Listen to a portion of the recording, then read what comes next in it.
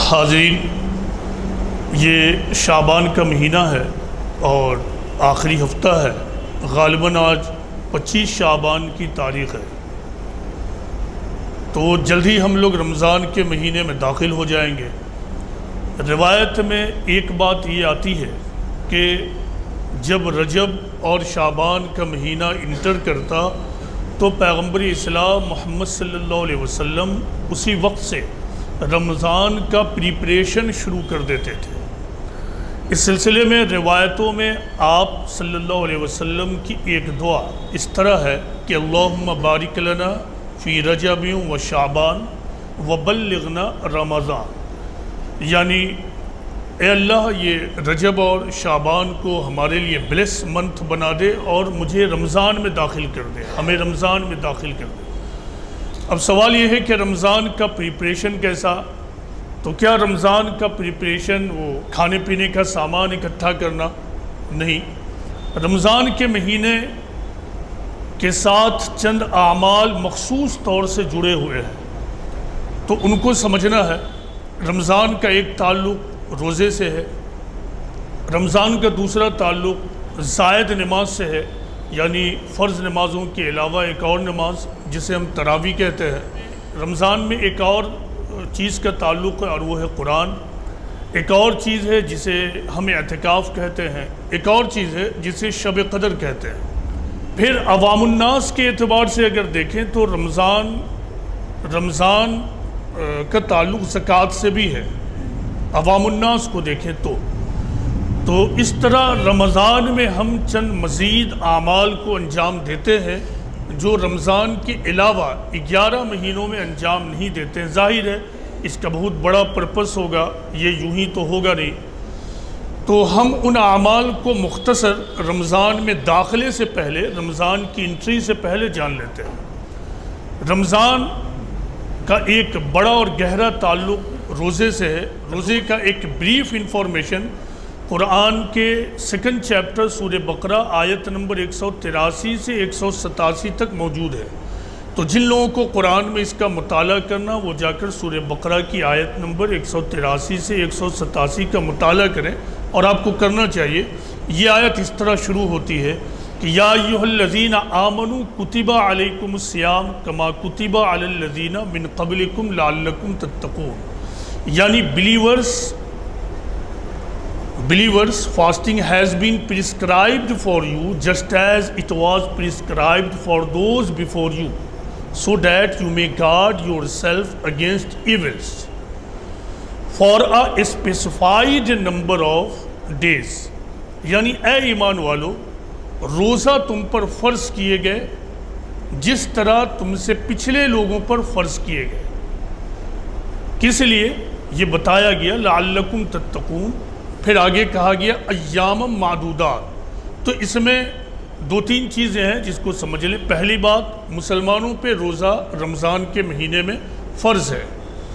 اب تھوڑا سا اطمینان دلانے کے لیے، چونکہ روزہ ایک ٹف کام ہے، ڈیفیکلٹ کام ہے، آسان کام نہیں ہے، تو اہل ایمان کو یہ کہا گیا کہ دیکھو یہ روزہ ایسا نہیں کہ صرف تمہارے اوپر فرض کیا گیا ہے، بلکہ تم سے پہلے جو قومیں گزری ہیں جن کے پاس آسمانی ہدایات بھیجی گئیں تو ان پر بھی یہ روزے فرض کیے گئے تھے۔ ایسا نہیں کہ تمہارے ساتھ یہ زیادہ ڈیفیکلٹی کا معاملہ کیا جا رہا ہے، تم پہ بھی روزہ فرض اور پچھلے تمام قوموں پر روزہ فرض کیا گیا تھا۔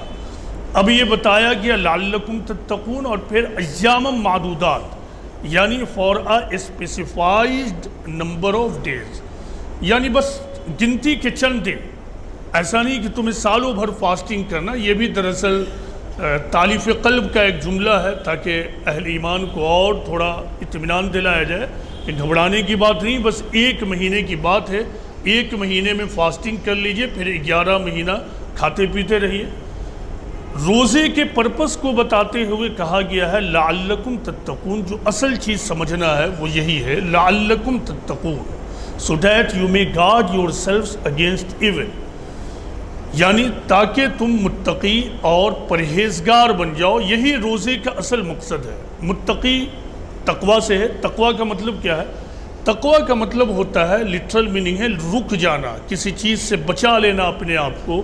شریعت اسلامی میں تقوی کا مطلب ہے کہ ان چیزوں سے اپنے آپ کو روک لینا جس سے اللہ اور اس کے رسول نے رکنے کو کہا ہے، ان چیزوں کو کرنا اور انہی چیزوں کو کرنا جس کو اللہ اور اس کے رسول نے کرنے کو کہا ہے۔ دس از کالڈ تقوی۔ اور متقی وہ شخص ہوگا جو اپنے اندر تقوی پیدا کیے ہوا ہوگا، اسے متقی کہتے ہیں۔ تو روزے کا جو پرپس ہے اپنے آپ کو متقی بنانا، پرہیزگار بنانا، یہی روزے کا مقصد ہے۔ تو جن لوگوں نے روزہ رکھا اور 29 یا 30 دن مکمل کرنے کے بعد وہ فیل کریں کہ میرے اندر تقوی پیدا نہیں ہوا، یعنی خوف خدا، محبت خدا پیدا نہیں ہوا، تو انہیں چاہیے کہ عید سے پہلے اپنے روزے پر نظر ثانی کر لیں۔ آخر کیوں ایسا ہوا کہ روزہ بھی رکھا، فاسٹنگ بھی کیا، لیکن اس کے باوجود میرے اندر تقوی پیدا نہیں ہوا۔ روزے کا مقصد ہی وہی ہے۔ روزے کا اصل مقصد جو ہے وہ ہے تزکیہ نفس، یعنی پیوریفیکیشن آف سول۔ اللہ تعالیٰ نے جو اپنے دین کو اس دنیا میں بھیجا ہے، اس کا مقصد ہی یہی ہے کہ انسانیت کو پیوریفائی کیا جائے اس دنیا میں رکھتے ہوئے، تاکہ وہ موت کے بعد کی دنیا جو بسائی جانے والی ہے، یعنی جنت اور جہنم، تو انہیں جنت کے یوگیہ بنا دیا جائے، جنت میں رہنے کے وہ قابل ہو جائے۔ جنت انتہائی ڈیولپڈ اور پرفیکٹ کالونی کا نام ہے۔ اس کالونی میں ظاہر ہے ڈیولپڈ اور پیوریفائڈ ہی لوگ رہیں گے۔ تو روزے کا اہم ترین مقصد ہے کہ آدمی اپنے آپ کو جنتی کالونی میں بسانے کے لائق بنائے۔ جو لوگ روزہ رکھیں اور اس کے باوجود اپنے اندر وہ تقوی، پرہیزگاری نہ پائیں، تو پھر انہیں چاہیے کہ وہ روزے پر نظر ثانی کر لیں۔ ابھی تو شعبان ہے، روزے کو رکھنے ہی سے پہلے اپنے مائنڈ کو اس طرح تیار کرنا چاہیے۔ اس روایت کو یاد کیجئے کہ پیغمبر اسلام رجب اور شعبان ہی سے رمضان کا پریپریشن کرتے تھے۔ ایک تو بھوکے رہنے کی عادت، اور بھوکے پیاسے رہنے کے ساتھ ساتھ اپنے آپ کو پیوریفائی کرنے کی تربیت اور ٹریننگ اور تیاری۔ تو یہی وہ تیاری ہے جو ہمیں جو بچے ہوئے ایام ہیں اپنے لیے کرنا ہے، کہ روزہ ہم رکھیں تو ایسا نہیں کہ وہ ہمارے لیے محض بھوک اور پیاس کے ہفتے اور مہینے بن کر گزر جائیں، بلکہ وہ ہمارے لیے پرہیزگاری کا سبق اور پرہیزگاری کا تربیت بن جائے۔ ایک روایت میں ہے کہ پیغمبر اسلام محمد صلی اللہ علیہ وسلم رمضان کے مہینہ شروع ہونے پر رمضان کی فضیلت، امپورٹنس، اس کے مقاصد کو بیان کر رہے تھے۔ تو اس کے بعد حضرت علی رضی اللہ عنہ پیغمبر اسلام سے مخاطب ہو کر کہتے ہیں کہ اللہ کے رسول، اس روزے کا مقصد کیا ہے؟ پیغمبر اسلام محمد صلی اللہ علیہ وسلم نے کہا کہ اے ابو حسن، روزے کا اور رمضان کا مقصد یہ ہے کہ بندہ اپنے آپ کو حرام چیزوں سے روک لے۔ اس حدیث رسول سے معلوم ہوتا ہے کہ رمضان اور روزے کا مقصد کیا ہے۔ روزے کی حالت میں آپ کو بھوک پیاس سے گزارا جاتا ہے۔ یہ کسی چیز سے روکنے کی انتہا ہے کہ آدمی کو بھوک اور پیاس یعنی جائز چیزوں سے روک دیا گیا۔ وہ اس لیے تاکہ ہمارے اندر ناجائز چیزوں کو چھوڑنے کی لت اور عادت ڈیولپ ہو جائے۔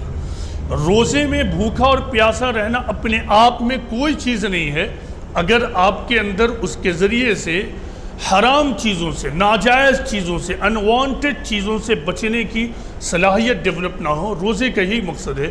ایک حدیث ہے کہ پیغمبر اسلام نے کہا کہ ایک شخص کو کسی نے گالی دی، اور پھر اس گالی کے رسپانس میں اس دوسرے شخص نے کہا کہ میں تم کو تمہارے گالی کے جواب میں گالی نہیں دوں گا، کیونکہ میں روزے سے ہوں، میں تم کو تمہارے گالی کے جواب میں گالی نہیں دوں گا۔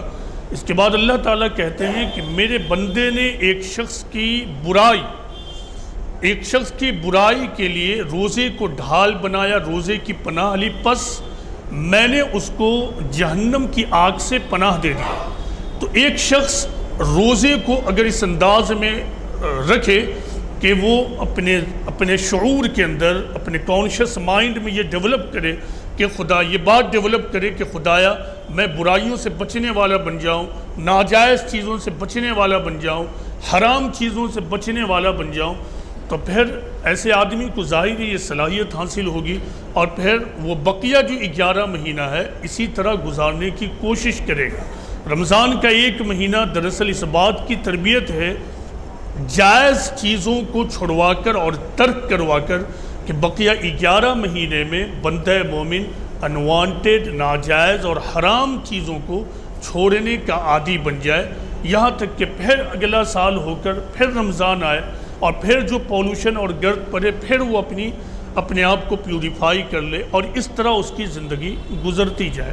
رمضان کے مہینے میں رات کے وقت میں مرد اور عورت کو یعنی میاں بیوی کو اس بات کی اجازت ہے کہ وہ اپنے ازدواجی تعلقات بنائیں، دن کے وقت میں تمام جائز چیزیں اس طرح کی وہ حرام ہو جاتی ہیں۔ روزے کا تعلق رمضان کا تعلق جیسا کہ میں نے کہا ایک اور اہم ترین چیز سے ہے اور وہ ہے قرآن، شب قدر، اعتکاف اور پھر زکوٰۃ۔ تو زکوٰۃ کو سمجھ لیتے ہیں۔ دیکھیے زکوٰۃ کا تعلق رمضان سے نہیں ہے، لیکن ایک ماحول سا بن گیا ہے کہ رمضان ہی کے مہینے میں ہم زکوٰۃ کو نکالتے ہیں۔ ایسا معلوم ہوتا ہے کہ عام طور سے مسلمان رمضان کے مہینے ہی کو پریفرنس دیتے ہیں زکوٰۃ کو نکالنے کے لیے۔ غالباً اس کی وجہ یہ ہو سکتی ہے کہ جب یہ حدیث مشہور ہوئی ہو کہ پیغمبر اسلام محمد صلی اللہ علیہ وسلم رمضان کے مہینے میں کثرت سے صدقہ کیا کرتے تھے، تو اس وجہ سے مسلمانوں نے پھر اپنی عادت بنا لی کہ وہ زکوٰۃ بھی رمضان کے مہینے میں نکالے۔ صدقہ انفاق فی سبیل اللہ کے لیے ایک عام ٹرم ہے۔ صدقہ یعنی اللہ کے حکم سے اللہ کی رضا اور اللہ کی خوشنودی حاصل کرنے، اپنے زیادہ سے زیادہ مال و دولت کو اللہ کے حکم سے سماجی فلاح اور دعوت دین کے لیے نکالنا، یہ صدقہ ہے۔ زکوٰۃ دراصل ایک فکسڈ اماؤنٹ ہے۔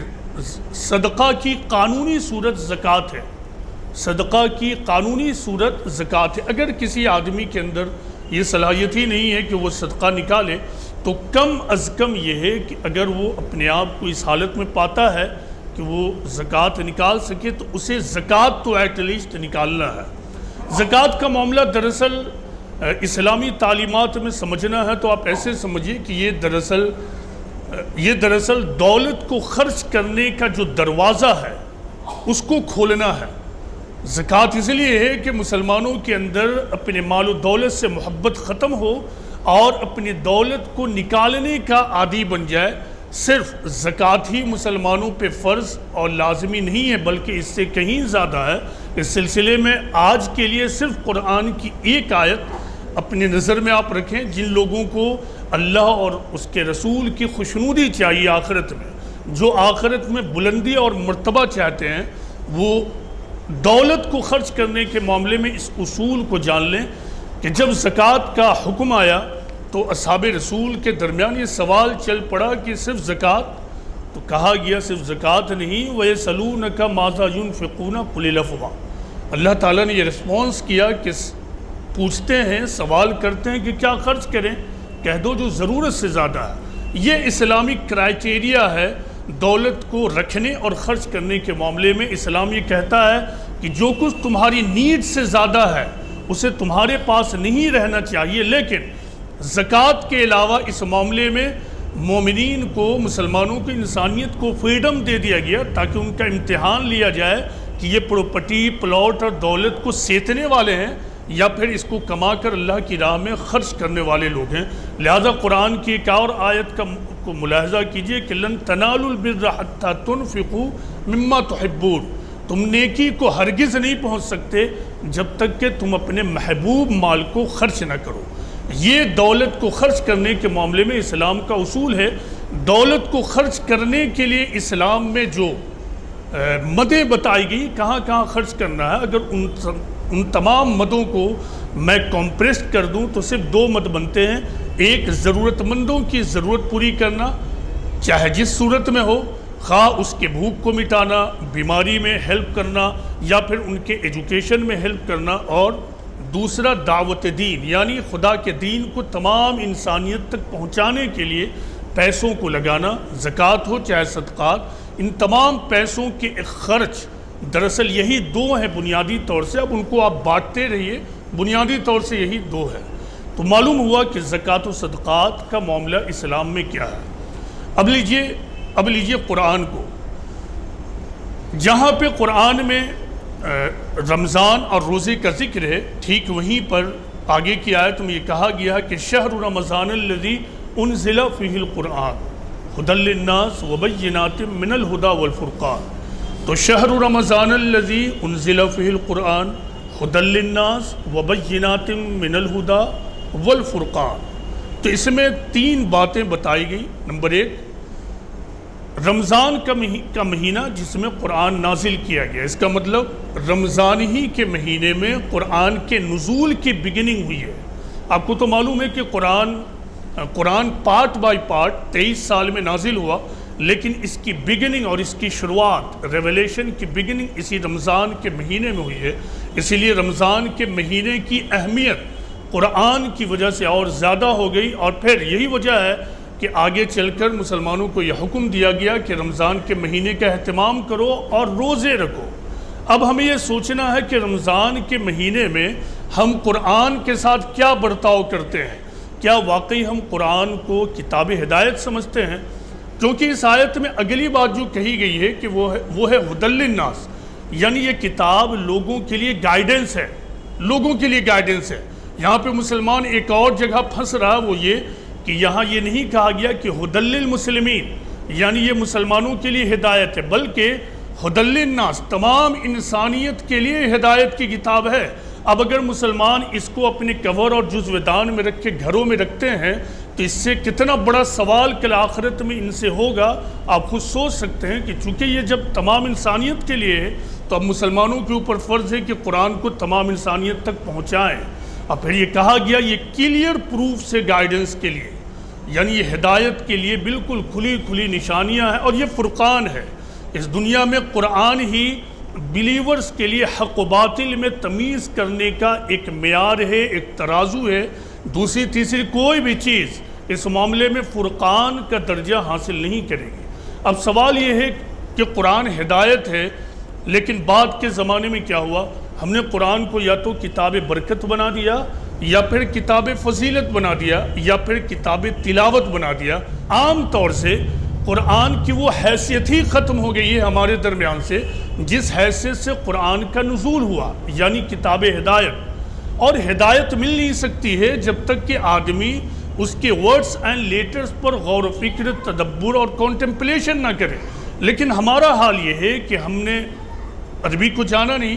اس کی ایک وجہ کہ ہم غیر عرب علاقے میں پیدا ہوئے، اور پھر عربی نہ جان کر ہم نے قرآن کو صرف اور صرف عربی کی کتاب بنا کر چھوڑ دیا کہ یہ ہمارے لیے نہیں، بلکہ بعد کے زمانے میں تو مسلمانوں میں یہ بات ہی مشہور ہو گئی کہ قرآن سب کے سمجھنے کے لیے نہیں ہے، عوام الناس کے لیے نہیں ہے، یہ تو کچھ خاص ہی لوگ ہیں، خاص قسم کے جنتو، انہی لوگوں کے لیے وہی لوگ سمجھیں گے۔ غالباً ایسے لوگوں کو علماء اور عالم بھی کہا گیا کہ یہ صرف علماء ہیں جو قرآن کو سمجھیں گے۔ یہ بلا شبہ سب سے بڑا فتنہ ہے جو شیطان نے بعد کے زمانے میں مسلمانوں کے درمیان کریٹ کر دیا، کہ اس طرح مسلمانوں کو قرآن سے دور کر دیا کہ یہ بات ہی عام ہو گئی کہ عام لوگوں کی دسترس قرآن فہمی تک نہیں ہو سکتی ہے۔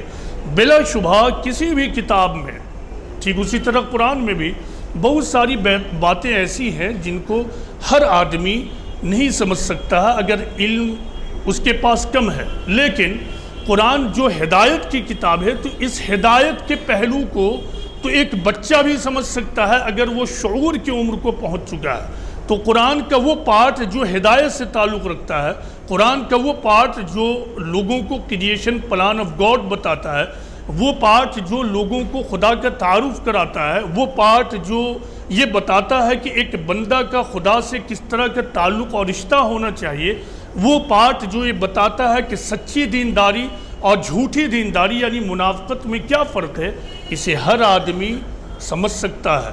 لہٰذا قرآن کو اٹھائیے۔ اب تک اگر آپ نے قرآن کا اس اعتبار سے اہتمام نہیں کیا ہے تو اس رمضان ہی سے فیصلہ کر لیجئے کہ ہم قرآن کو سمجھ کر پڑھیں گے۔ اور ہاں، ایک اور گروہ ہے جو قرآن کو اس لیے ہاتھ نہیں لگاتا ہے دیندارانہ محفل میں اس لیے نہیں بیٹھتا ہے کہ اب اگر ہم پڑھ لیں گے تو پھر تو ہمیں معلوم ہو جائے گا، پھر تو عمل کرنا ہوگا۔ اب اس سوچ کے ساتھ بھی اگر آپ قرآن کو ہاتھ نہیں لگاتے ہیں، دینی محفل میں نہیں بیٹھتے ہیں، تب بھی آپ کو بخشا نہیں جائے گا، چونکہ آپ کے پاس مائنڈ، آپ کا دماغ صحیح سلامت ہے، اور اسی مائنڈ کی بنیاد پہ کل آخرت میں آپ سے سوال و جواب ہوگا۔ لہٰذا آخرت کی تیاری کیجئے۔ تو ایک بات کیا ملی کہ قرآن کو سمجھ کر پڑھنا ہے۔ دیکھیں، ہر کتاب اپنے بارے میں یہ خود بتاتی ہے کہ میں کیا ہوں اور کس لیے ہوں۔ کوئی بھی کتاب، آپ میں سے اکثر لوگوں نے فزکس، کیمسٹری، بایولوجی، میتھمیٹکس یا کچھ بھی پڑھا ہوگا، ہسٹری، جغرافی، سیوکس، تو ہر کتاب کے انٹروڈکشن میں یہ بتایا جاتا ہے یہ کتاب کیوں ہے۔ اسی طرح قرآن نے بھی بتا دیا کہ میں کیوں ہوں، مجھے کس لیے بھیجا گیا ہے، یعنی اللہ تعالیٰ نے خود بتایا ہے۔ ہدی للناس، اور ایک دوسرے مقام پر کہا گیا کتاب انزلناہ الیک مبارک لیدبروا آیاتہ ولیتذکر اولو الالباب، یہ کتاب جو ہم نے نازل کیا ہے بڑی بابرکت ہے، برکت والی ہے، لیکن یہ کن لوگوں کے لیے؟ یہ لوگوں کے لیے اتارا گیا ہے تاکہ وہ اس کی آیتوں پر غور و فکر کریں، تدبر کریں، اور عقل والے اس سے نصیحت حاصل کریں۔ تو یہ ہے قرآن، یہ ہے قرآن کا مقصد۔ تو اپنی زبان میں قرآن کو حاصل کیجئے اور قرآن کو ترجمے سے پڑھنے کی کوشش کیجئے، سمجھنے کی کوشش کیجئے۔ جو بات نہ سمجھ میں آوے تو جو اہل علم ہیں، قرآن کو جاننے والے ہیں، ان سے رابطہ بنائیے، کانٹیکٹ کیجئے، اور پھر انڈرسٹینڈنگ کی فضا ڈیولپ کیجئے۔ تو رمضان کا ایک تعلق قرآن سے، پھر رمضان کا ایک تعلق ایک اور نماز سے ہے جسے ہم تراویح کہتے ہیں۔ تراویح کیا ہے؟ تراویح دراصل تہجد کی نماز ہے۔ جب تہجد کی نماز کو رات کے آخری پہر میں پڑھی جائے تو پھر وہ تہجد کی نماز ہے، اور جب اس کو عشاء کی نماز کے فوراً بعد پڑھ لیا جائے تو پھر اسی نماز کو ہم تراویح کہتے ہیں۔ بعد کے زمانے میں یہ مسکنسپشن بھی لوگوں میں پیدا ہوا اور یہ سمجھا جانے لگا کہ تراویح بالکل ہی کوئی علیحدہ نماز ہے جو صرف رمضان کے لیے مخصوص ہے۔ تو تراویح یعنی تہجد صرف رمضان کے لیے مخصوص نہیں ہے، بلکہ سالوں بھر کے لیے، بس اس فرق کے ساتھ کہ پیغمبر اسلام محمد صلی اللہ علیہ وسلم پر یہ نماز فرض ہے، بقیہ لوگوں کے لیے یہ نفلی نماز ہے۔ تو قرآن میں تہجد کی نماز کو نفلی نماز کہا گیا۔ یہ نماز نفلی نماز، اصل یہ ہے کہ فرض نماز کے علاوہ ہم جتنی بھی نماز پڑھتے ہیں ٹیکنیکلی وہ سب نفلی نماز ہے، ان کو ہم الگ الگ ناموں سے جانتے ہیں۔ نفل نماز کا مطلب ہوتا ہے زائد نماز۔ تو یہ زائد نماز اور نفلی نمازیں ہیں کیوں؟ اصل یہ ہے کہ جب آدمی کا کسی سے تعلق اور رشتہ بہت زیادہ مضبوط ہو جاتا ہے تو اس بنیاد پر پھر جو اس سے رشتہ وہ مینٹین کرتا ہے تو پھر ڈیوٹی ہی تک وہ محدود نہیں رہتا ہے، بلکہ وہ اپنے جذبات کو انڈیلنے کے لیے زائد کرنا چاہتا ہے۔ اور ایک بندہ مومن کو خدا سے زیادہ گہرا تعلق کس سے ہوگا؟ تو ظاہر ہے مومن پھر فرائض کے علاوہ نوافل میں داخل ہوتا ہے تاکہ وہ اور زیادہ قرب الہی کو حاصل کرے، اللہ کی قربت حاصل کرے۔ تو ہمیں رمضان میں تراویح کا اہتمام کرنا چاہیے۔ اس معاملے میں ایک مسکنسیپشن یہ ہے کہ لوگ یہ سمجھتے ہیں کہ تراویح میں مکمل قرآن کا سننا فرض اور واجب، ایسی کوئی بات نہیں ہے۔ تراویح کا اہتمام کیجئے۔ آپ کو سفر میں نکلنا ہے، نکل جائیے، جس شہر میں پہنچیے، جس ڈسٹرکٹ میں پہنچیے، وہاں پھر تراویح پکڑ لیجئے جہاں سے، جس صورت سے، جس آیت سے آپ کو تراویح مل رہی ہے، اور اگر موقع ہو پورا قرآن سننے کا تو سن لیجئے۔ لیکن یہ قرآن تراویح میں سننا فرض و واجب اللہ کے رسول صلی اللہ علیہ وسلم نے نہیں کیا ہے، بلکہ صحیح بات یہ ہے کہ پیغمبر اسلام محمد صلی اللہ علیہ وسلم کی زندگی ابو بکر صدیق رضی اللہ عنہ یعنی فرسٹ کیلیف آف اسلام، اس وقت تک تو تراویح کی نماز کا اہتمام ہی نہیں تھا۔ سیکنڈ کیلیف حضرت عمر فاروق رضی اللہ عنہ کے زمانے سے اس کا اہتمام ہوا ہے۔ اس کی تاریخ میں نے پہلے بھی بیان کی ہے۔ اس سلسلے میں ایک اور غلط فہمی ہے، اور وہ غلط فہمی ہے تراویح کے رکعتوں کے حوالے سے۔ ایک گروہ وہ ہے جس میں یہ بات مشہور ہے کہ تراویح کی نماز 23 رکعت ہونی چاہیے، دوسرا گروہ وہ ہے جس میں یہ بات مشہور ہے کہ 11 رکعت ہونی چاہیے۔ یہ بھی صرف اور صرف غلط فہمی ہے۔ خود پیغمبر اسلام نے تراویح کی رکعتوں کو متعین نہیں کیا۔ جب آپ نے تراویح ہی نہیں پرسکرائب کیا تو تراویح کی رکعتوں کو آپ کیسے متعین کرتے ہیں؟ اب اس سلسلے میں جو نقطہ نکالا گیا ہے، ایک گروہ کا کہنا ہے کہ رمضان اور رمضان کے علاوہ، حضرت عائشہ کی روایت ہے اس بنیاد پر کہ رمضان اور رمضان کے علاوہ دنوں میں پیغمبر اسلام 11 رکعت سے زیادہ نمازیں نہیں پڑھتے تھے، لہٰذا 11 ہی رکعت پڑھنا چاہیے۔ عام طور سے اہل حدیث گروہ اس کو فالو کرتا ہے۔ دوسروں کا کہنا ہے کہ حضرت عمر فاروق نے 20 رکعت متعین کر دیا ہے، تو پھر ہمیں اسے فالو کرنا چاہیے۔ عرض یہ کہ اس معاملے میں جھگڑا بے بنیاد ہے، بلکہ جھگڑا غیر شرعی ہے۔ آپ کو جتنی رکعتیں ملے انہی رکعتوں کو پڑھ لیجئے، بلکہ مسجدوں میں تو یہ اہتمام ہونا چاہیے کہ دونوں رکعتوں میں نمازوں کو، تراویح کو پڑھایا جائے، تاکہ نئی نسل سے فرقہ پرستی، مسلک پرستی، گروہ بندی ختم ہو، اور وہ اسلام کی پوری تصویر کو جان سکے کہ یہ بھی ہے اور یہ بھی ہے۔ تو یہ تراویح کے بارے میں کچھ بنیادی بات۔ اب ایک چیز ہے اعتکاف۔ اعتکاف کا مطلب یہ ہے کہ ہر طرف سے بالکل کٹ کر، الگ تھلگ ہو کر اللہ کے حوالے کر دینا۔ یہ رمضان سے کوئی علیحدہ عمل نہیں ہے، بلکہ جو اعمال اعتکاف کے علاوہ دنوں میں ہم کر رہے تھے، اب اعتکاف کے ذریعہ اس کو اور زیادہ ڈیڈیکیشن کے ساتھ کرنے کے لیے اعتکاف کا بھی ایک طریقہ ہے۔ پیغمبر اسلام محمد صلی اللہ علیہ وسلم عام طور سے رمضان کے آخری 10 دنوں میں یہ اعتکاف کیا کرتے تھے۔ یہ بھی بہت ہی اچھی پریکٹس ہے تزکیہ نفس کے لیے اور پیوریفیکیشن آف سول کے لیے۔ اور ایک اور چیز جس کا تعلق رمضان سے، وہ ہے لیلۃ القدر، یعنی شب قدر۔ اب اس معاملے میں غلط فہمی یہ ہے، بس 2 منٹ میں بات کو کنکلوڈ کر دوں۔ عام طور سے عوام الناس میں یہ بات مشہور ہو گئی ہے کہ شب قدر جو ہے رمضان کے علاوہ بھی ہے، اور لوگوں کے درمیان 15 شعبان کی رات بھی اس حوالے سے مشہور ہے۔ یہ بھی ایک غلط فہمی ہے۔ شب قدر کے بارے میں قرآن میں بالکل 2 اور 2 4 کی طرح بالکل کلیئر بات ہے کہ شب قدر رمضان کے دنوں میں ہے۔ روایتوں کو ملا کر جو مطالعہ کرنے سے بات آتی ہے کہ یہ شب قدر رمضان کے آخری عشرے میں ہے، اور زیادہ غور کیا جاتا ہے تو معلوم ہوتا ہے کہ آخر عشرے کی طاق راتوں میں اسے تلاش کرنا چاہیے۔ لہٰذا ہمیں رمضان کے آخری عشرے میں شب قدر کا اہتمام کرنا ہے۔ ٹھیک ہے، آپ نے 14 شعبان کو بھی کیا، اللہ سے دعا ہے کہ اللہ تعالیٰ آپ کے ان اعمال کو قبول کر لے، لیکن وہ شب قدر نہیں۔ شب قدر کی اتنی اہمیت ہے کہ ایک مستقل چیپٹر خود قرآن میں موجود ہے، اور خود قرآن میں اللہ تعالیٰ یہ کہتے ہیں کہ یہ 1000 مہینوں سے بہتر ہے۔ شب قدر کا مطلب ہوتا ہے night of decision, night of destiny. تو اس رات کو کھوجئے، تلاش کیجئے، توبہ کیجئے، اور پھر اللہ تعالیٰ سے مغفرت چاہیے، اور اللہ تعالیٰ سے اپنے لیے مدد کو طلب کیجئے۔ حضرت عائشہ رضی اللہ عنہا سے یہ سوال کیا گیا کہ ہم جب شب قدر کو پائیں تو کیا دعا کریں؟ آپ نے بتایا کہ پیغمبر اسلام محمد صلی اللہ علیہ وسلم عام طور سے یہ دعا کرتے تھے کہ اللہم انک عفو تحب العفو فاعف عنی، اے رب العالمین تو معاف کر دے، تو معافی کو پسند کرتا ہے، لہذا تو ہمیں معاف کر دے۔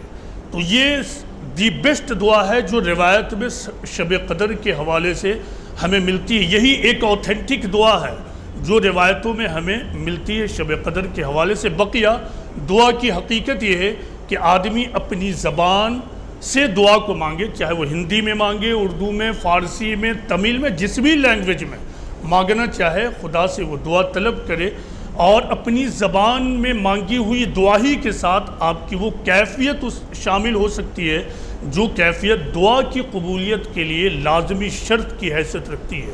تو یہ چند باتیں تھیں رمضان کے حوالے سے۔ تو اللہ تعالیٰ سے یہ دعا ہے کہ اللہ تعالیٰ ہم تمام لوگوں کو رمضان کا اہتمام کرنے کی توفیق دے۔ رمضان میں ہم روزے کا خیال کریں، قرآن کی تلاوت کریں، قرآن پر تدبر کریں، اعتکاف میں بیٹھ سکتے ہوں تو اعتکاف میں بیٹھیں، تراویح کا اہتمام کریں، اور ابھی جتنے دن بچے ہیں وہ رمضان کی پریپریشن میں لگا دیجئے۔ یہ بھی سنت رسول صلی اللہ علیہ وسلم ہے۔